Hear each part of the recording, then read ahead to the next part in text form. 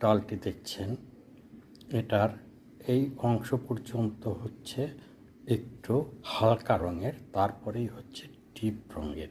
অনেকেই বলে থাকেন এই হালকা রঙের পরে সামান্য একটু ডিপ অংশ পর্যন্ত নিয়ে চারা তৈরি করতে। কেউ বলেন একটা মাপ দেন যে এতটুক লম্বা করবেন, তাদের ক্ষেত্রে এই ধরনের রঙের কোনো নেই। এরকম নানা তথ্য পাওয়া যায়।